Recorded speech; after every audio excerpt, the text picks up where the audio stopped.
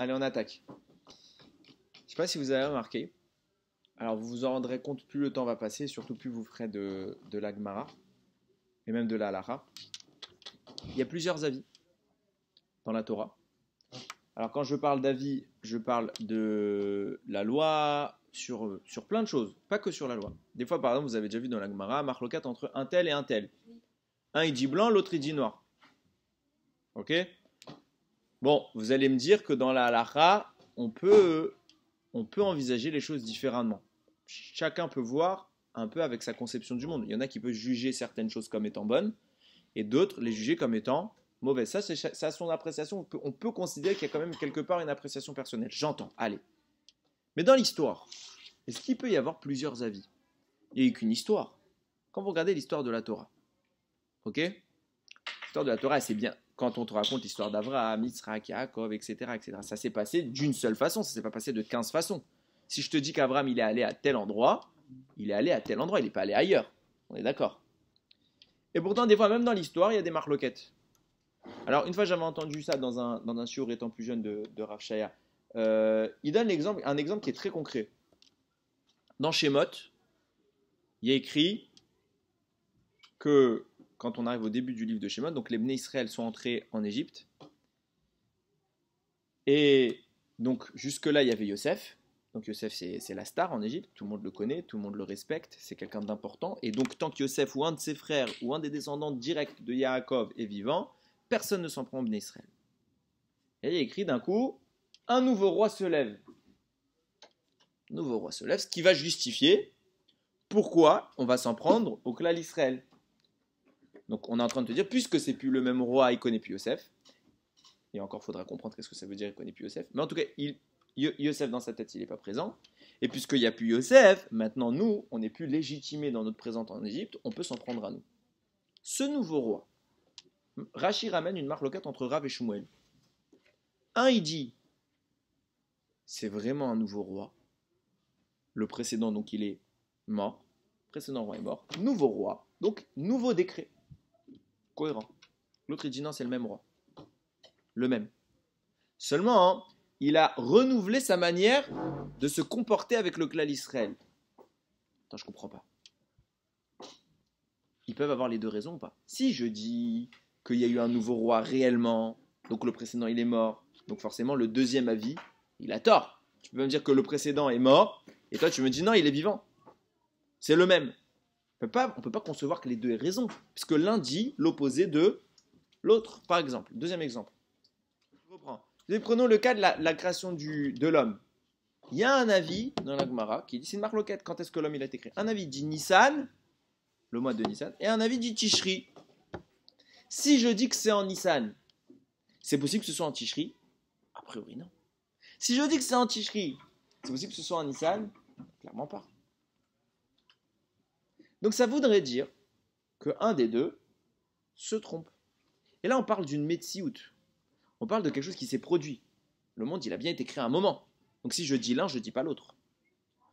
Il y a bien eu un roi en Égypte. Est-ce que c'était le même ou pas? Donc il y en a forcément un qui a raison et a priori on comprend que l'autre est tort. Ça c'est dans l'histoire. Maintenant dans la halakha, bon, vous allez me dire encore l'histoire, c'est pas la fin du monde. Ça ne change pas grand chose. À la limite, qui se trompe, c'est pas très grave. Mais dans la halakha, marloquette la plus connue de l'histoire, Beth Shammai, Beth Hillel, deux grandes écoles. Deux grandes écoles. Aussi respectables l'une que l'autre. L'un dit blanc, l'autre dit noir. Il y en a bien un des deux qui a raison. Et imagine que non, on suit pas le bon. Donc peut-être que notre pratique des mitzvot, elle est fausse. Alors Beth Hillel et Beth Shammai, c'est facile. C'est Hachem qui nous a dit. Bon, c'est pas vraiment Hachem qui nous a dit. Il y a une voix céleste qui est sortie pour dire la halakha elle est comme Beth Hillel. Il y a un Tosfot qui dit mais on ne suit pas Beth Hillel parce qu'il y a eu la voix. On suit Beth Hillel parce qu'ils étaient plus nombreux et non, on suit toujours la majorité. Donc si tu vas d'après Tosfot, on a quand même eu un éclaircissement divin. Mais si tu vas d'après le principe, on y a une majorité. Elle est dangereuse. Imagine c'est la minorité qui a tort. Imagine dans le ciel, Hachem connaît la vérité. Dans le ciel, on te dit, c'est lui qui a raison, la minorité. Et nous venons les hommes et on dit la majorité. Autre marloquette, très connue. On va y revenir. Autre marloquette très connue. Tfilin. Version Rashi, version Rabbeinu Tam. C'est la même chose, c'est les mêmes textes, tout le monde est d'accord que c'est les mêmes textes, sauf que Rashi et Rabbeinu Tam ne le donnent pas dans le même ordre. Ok? Au jour d'aujourd'hui, aucun homme sur terre ne peut te dire que Rashi a tort, et aucun homme sur terre ne peut te dire que Rabbeinu Tam a tort. Donc a priori, on suggère que les deux ont raison. Du moins on ne sait pas. Sauf que, si je dis comme Rashi, l'ordre qu'il a donné, c'est pas le même que celui de Rabbeinu Tam. Donc forcément, ça veut dire que si Rashi il a raison, Rabbeinu Tam il a forcément tort. Et si je dis que Rabbeinu Tam il a raison, Rashi forcément il a tort. Donc il y a un des deux qui doit être dans l'erreur. Un des deux qu'on peut pas dire il a bon. Nous on suit majoritairement Rashi. Enfin tout unanimement, on suit Rashi. Tout le monde met Rashi. Et on a l'habitude, pour ceux qui veulent un peu plus, de mettre aussi Rabbeinu Tam. C'est bien. Mais imaginez que la vraie version, celle qu'Hachem, quand il a écrit sa Torah, il a bien pensé à une version. Quand il a écrit sa Torah, il pensait à Rabbeinu Tam. C'est-à-dire que tous les mecs qui ne mettent pas Rabbeinu Tam, si on comprend les choses comme ça, bien sûr, ils n'ont jamais fait la mitzvah de Tfilin. Ah, c'est nous qui décidons, lo bashamaim mehi, la Torah n'est plus dans le ciel. D'accord. Mais ça veut quand même dire que, si on prend ce principe au sens strict, au pied de la lettre, que l'homme a le pouvoir de déformer la Torah d'origine. Il y avait une Torah d'origine, et peut-être qu'on a eu beaucoup de poids à chaque fois, on a choisi les bons, mais il y a un fort peut-être, une grosse probabilité que peut-être qu'un jour, on n'a pas choisi le bon. Je vais vous dire pire que ça, il y a écrit dans la Gemara. Et là, ça devient difficile à comprendre. Vous savez qu'il y a écrit Lotevachel Gedi Bachalevimo. On n'a pas le droit de mélanger le lait du chevreau, la viande du chevreau dans le lait de sa mère. On ne fait pas cuire ensemble, c'est interdit. On mélange. De là, on a appris tous les interdits de mélange lait et viande. La Torah considère comme étant de la viande tout ce qui est bétail. Veau, mouton, tous ces trucs-là.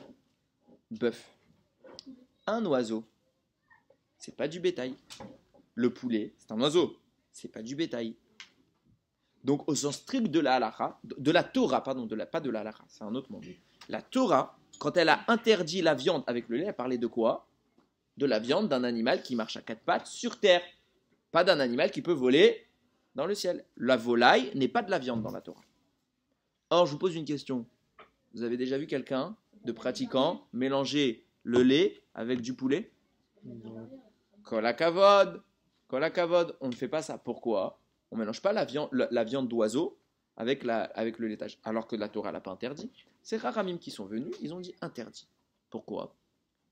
Parce que ça se ressemble. Ça s'appelle bien de la viande. On appelle nous-mêmes, dans le langage courant, on appelle ça de la viande. Et puis la texture, elle y ressemble. On sent bien que c'est de la viande. Donc nous, dans notre appellation, dans notre manière de voir les choses, si on voit un jour un grand rave manger du poulet avec du lait, on ne va pas se dire tout de suite, on ne va pas analyser ce qu'il est en train de manger, de dire ah, la Torah elle a fait une distinction, parce que nous on est des améharetz, on est des ignorants. Ok?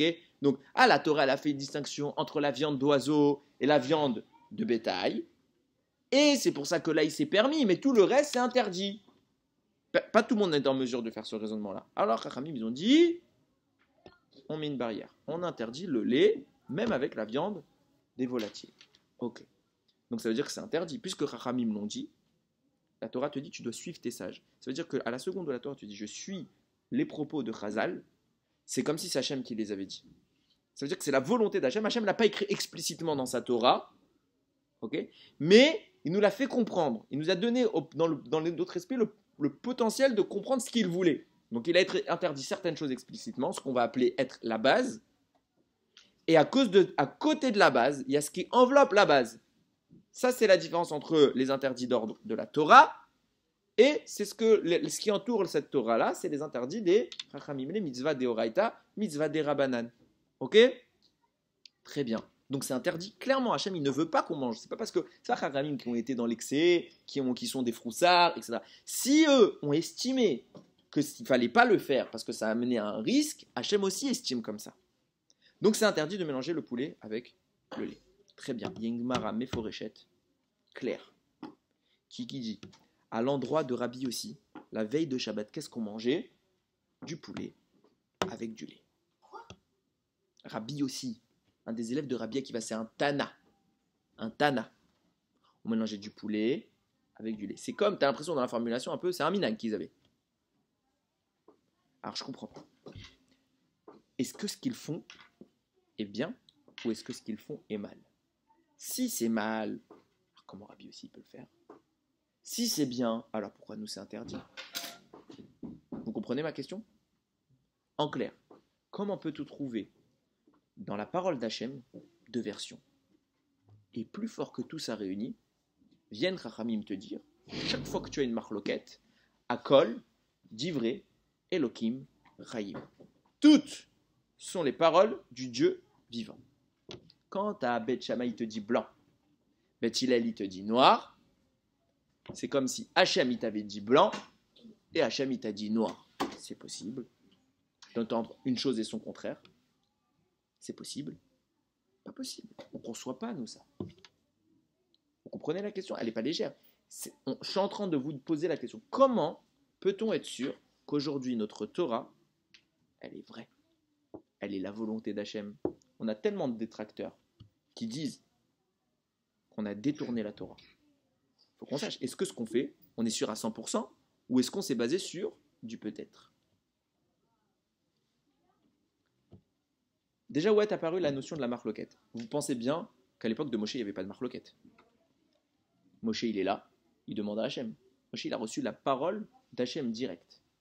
Donc, il n'y a pas de marloquette. On est d'accord. Tout est clair, tout est limpide.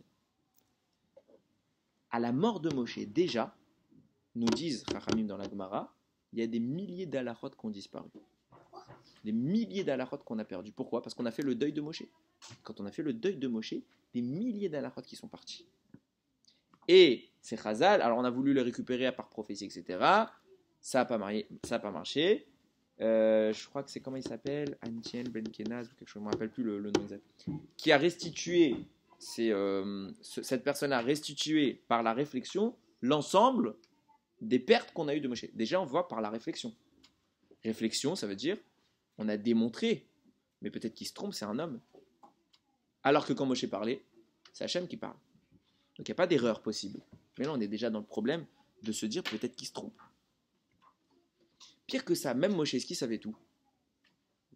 Moshe, on y a écrit, si tu prends tous les grands de toute l'histoire, écoutez bien ce que je vous dis, tous les rabbanim, tous les juifs de l'histoire, je veux dire même pas les rabbanim, tous les juifs de l'histoire, et tu compiles toutes les connaissances qu'ils ont eues, et tous les chidushim qu'ils ont innové, tu les compiles en un seul livre, ok? Ben, c'est pas assez pour remplir la connaissance que Moshe il avait. Moshe il avait plus que tout ça. Il n'y a pas un chidouche que tu peux un jour dire que Moshe il savait pas. Il sait tout. Tout, parfaitement. C'est pas possible d'atteindre plus que Moshe. Ah bon? Pourtant, vous connaissez tous cette histoire très très très connue que la Gemara rapporte, je crois que c'est bien Masechet Shabbat, que quand Moshe Rabbeinu il est monté au Har Sinaï, alors il a dit à Akadosh Baruch Hu, il a trouvé Akadosh Baruch Hu en train d'écrire la Torah. Vous savez comment on écrit? Et dans la Torah, dans un Sefer Torah, au-dessus des lettres, vous avez des tagim.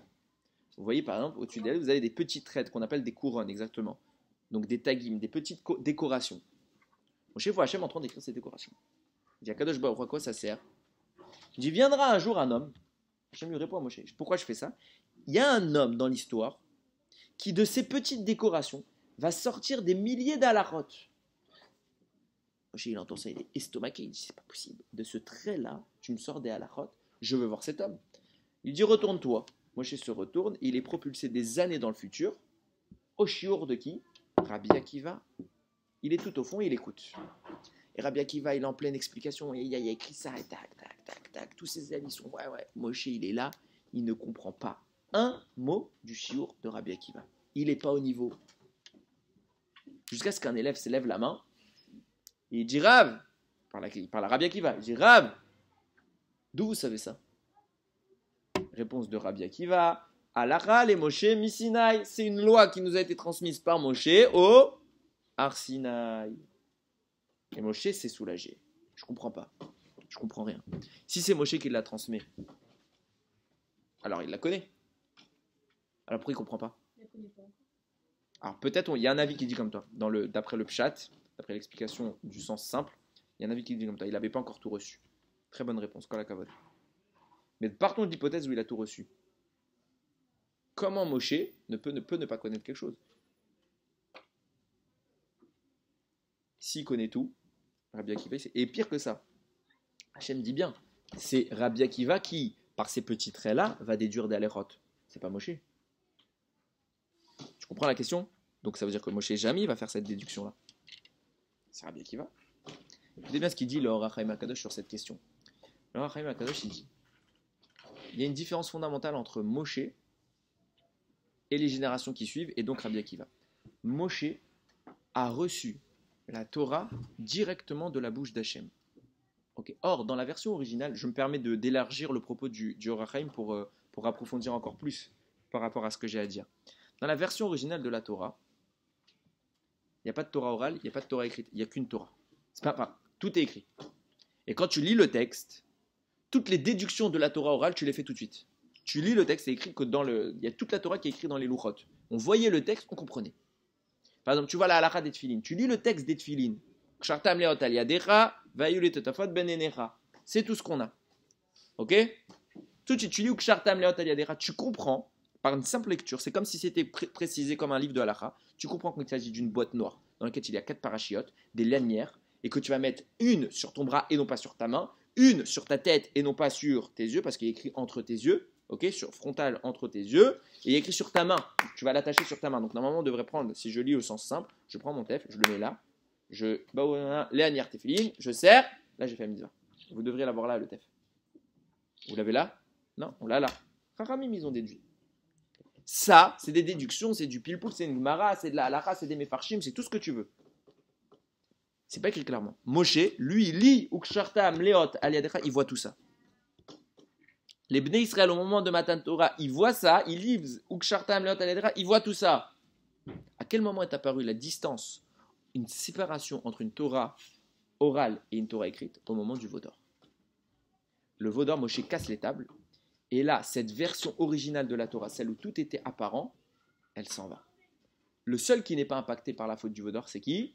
Moshe. Moshe est dans une configuration d'origine, le reste du monde est dans une configuration conséquente à la faute, une configuration secondaire. Oui, je t'écoute. Les Lévim, alors la grande nuance, je t'explique. C'est vrai que les Lévim n'ont pas fauté, et Yoshua non plus, il n'a pas fauté. On est d'accord? Seulement, les Lévim étaient sur terre au moment de la faute. Donc, l'impact de la faute, elle a impacté la planète. Ils étaient là quand c'est arrivé. Moshe, il n'est pas sur terre. Voilà. Yoshua aussi, il est sur terre. Il est sur le Har Sinaï, mais il n'est pas monté avec Moshe, en haut. Moshe, à un moment, il lui a dit, tu restes là, moi je vais. Ok? Le seul qui n'est pas dans notre monde. Donc il n'est pas impacté, c'est Moshe. Donc Moshe reste dans une configuration. Et quand même, il a eu un petit impact. Mais en tout cas, il reste dans une configuration beaucoup, beaucoup plus proche de celle de la non-faute, où la faute n'a pas sa place. Ok?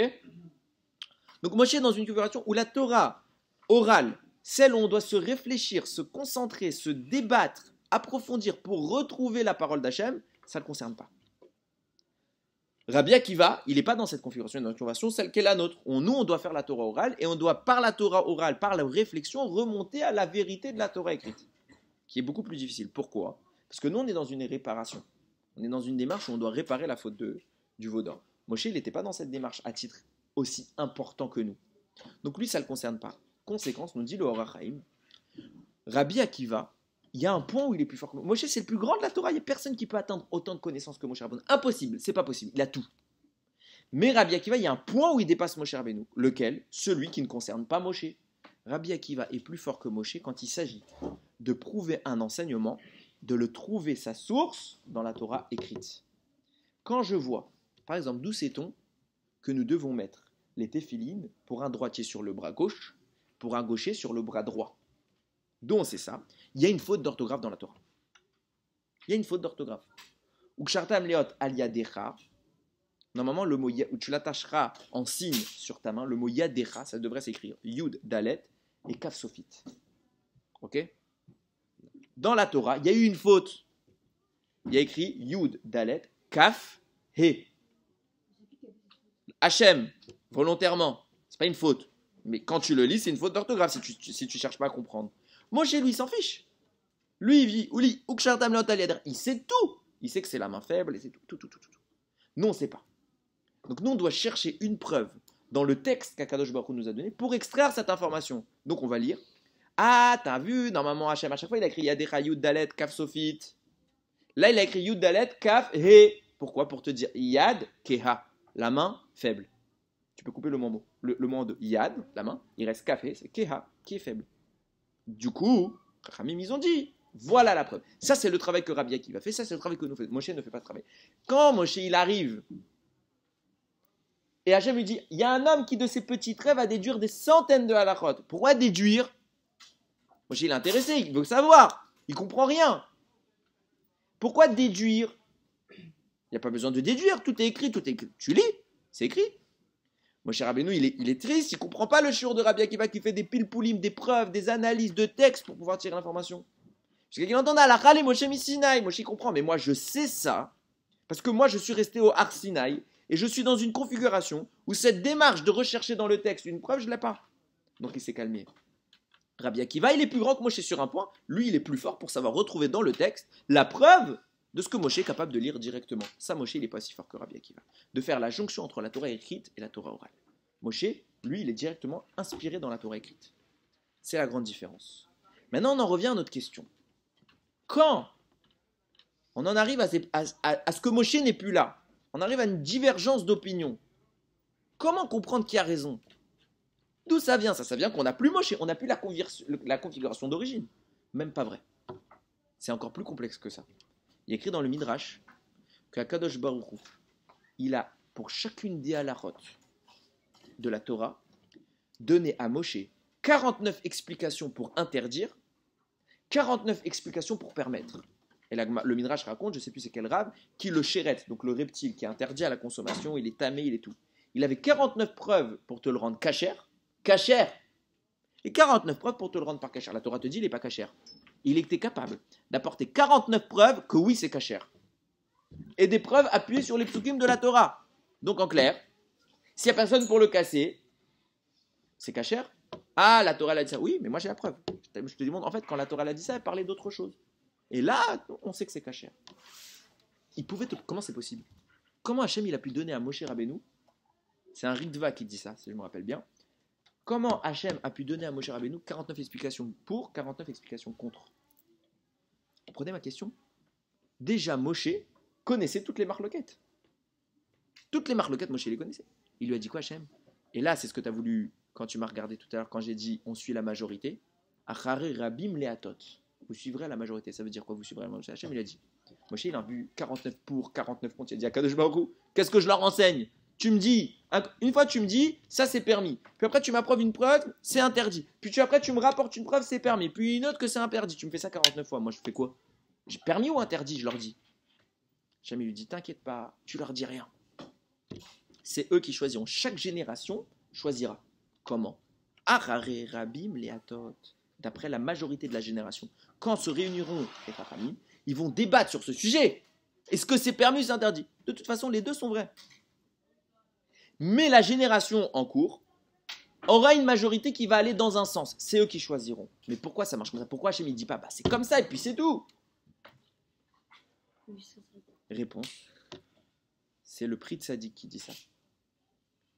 Il dit mais non, surtout pas. Clairement pas. Si on fait ça, on détruit la Torah, on détruit toute la notion du tikkun. Écoutez bien ce que je vais vous dire. Akadosh Baruch Hu, il a créé les Neshamot. Les Neshamot c'est une image, hein, mais c'est le parfait exemple, sont entreposés comme sur un arbre. Il y a le tronc, puis il y a les branches. Ok? Chaque Neshama, elle vient d'une branche. Alors il y a beaucoup de groupes de Neshamot. Il y a la branche 1, la branche 2, celle de gauche, celle qui est un peu inclinée vers le bas, celle de droite, celle d'en bas, c'est ce que tu veux. Il y a des tonnes de branches.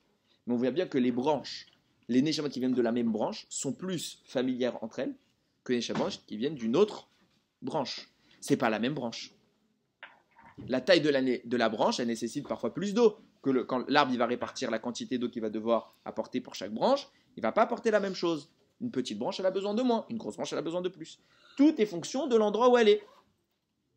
Vous êtes d'accord? Je vous pose une question. Si moi je me tiens sur... Admettons, regardez.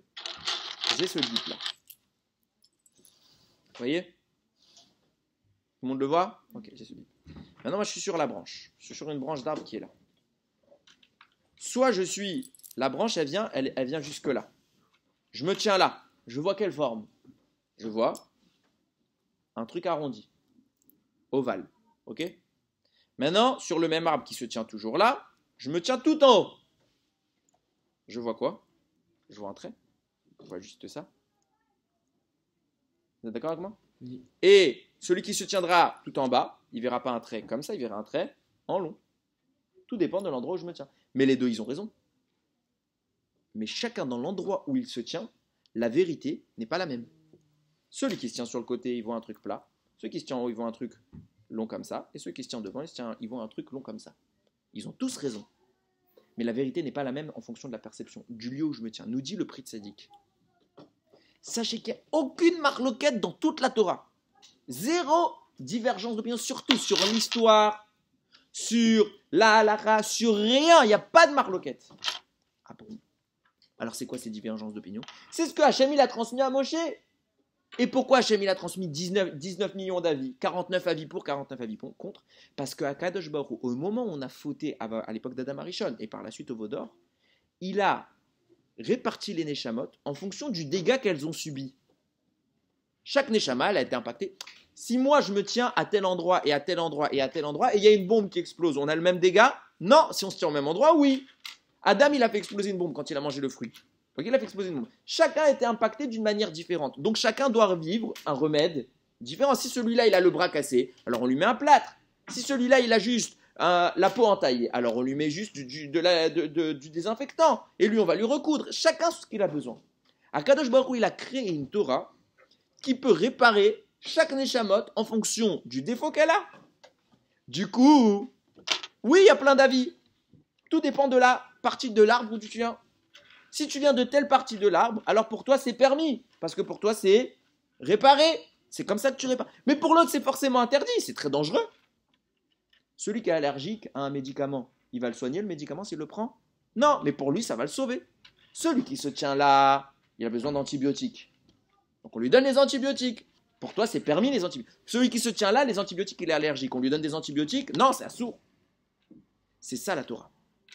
Quand vous voyez dans la Torah une marloquette, ça veut dire que le Rav qui parle vient, d'après l'explication très profonde, il vient d'une origine de Neshama complètement différente de l'autre Rav. Par exemple, nous disent Rachamim, Bet Shammai, Bet Hillel, l'un c'est la Rachamim, la miséricorde, l'autre c'est la rigueur. Dans la miséricorde, dans le truc plus cool, alors certaines choses sont permises, dans la rigueur, jamais de la vie. Vous comprenez? Les deux sont vrais, les deux sont la parole d'Hachem, mais ils réparent des Neshamot différentes. Donc les élèves de Bet Shammai, ils suivent qui? Bet Shammai. Les élèves de Bet Hillel, ils suivent Bet Hillel, et chacun il a raison. Akol, Divrei, Elohim, Chaim, et nous dit la Torah, à une certaine période on suit Bet Hillel. Nous on suit Bet Hillel aujourd'hui, tout le monde.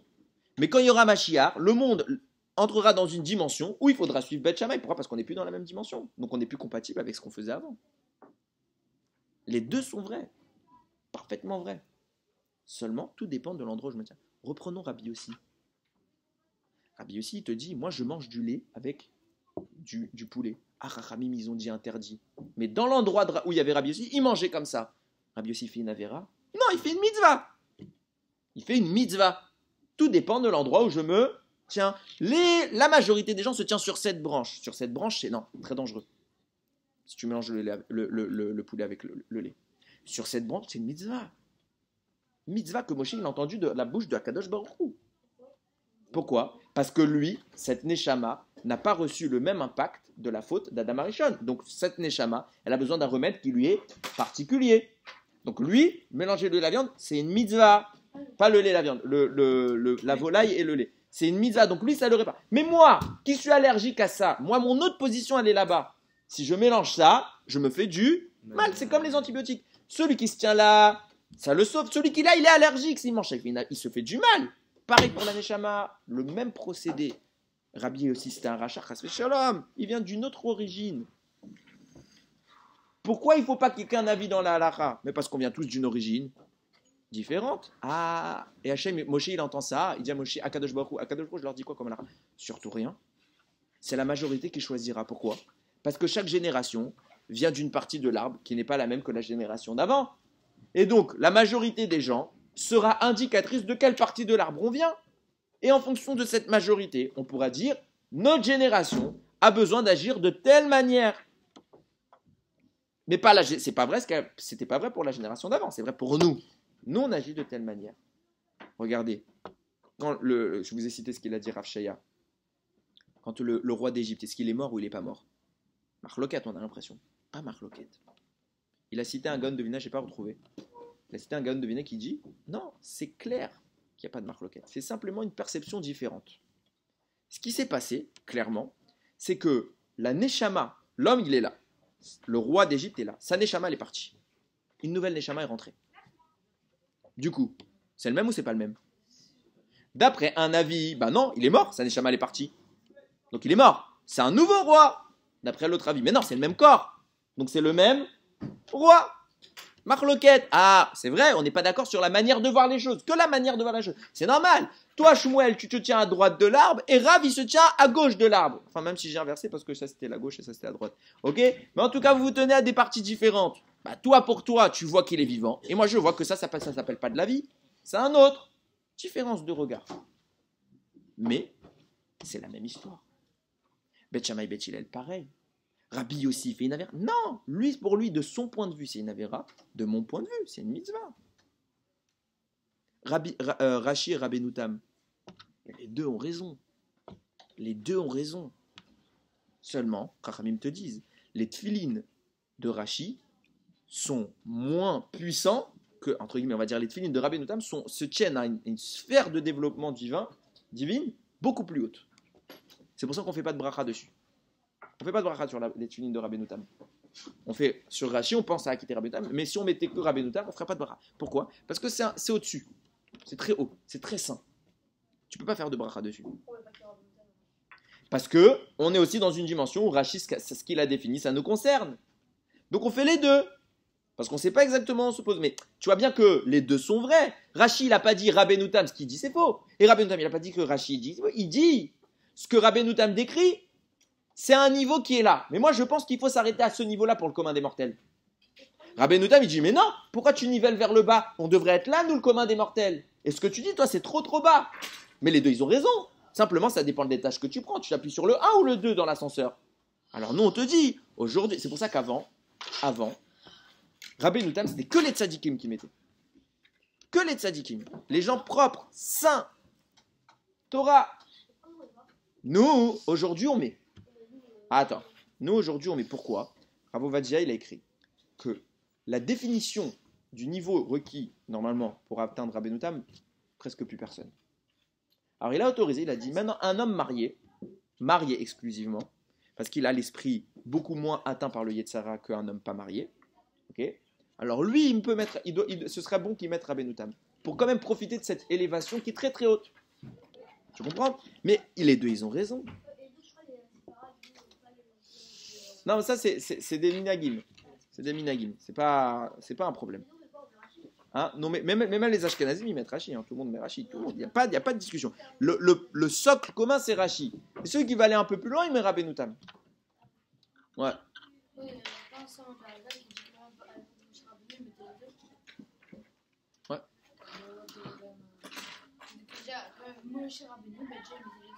Parce que c'est ça qu'on est en train de te dire. C'est que quelqu'un de saint, il a cette double configuration. Il a atteint, si tu veux, imagine que c'est encore une fois, c'est comme une plante. Au début, elle est petite, puis elle grandit. Quand tu atteins à ce niveau-là, alors il faut que tu nourrisses le bas, mais il faut que tu nourrisses le haut. Donc on met les deux. On n'a pas dit que l'un invalide l'autre.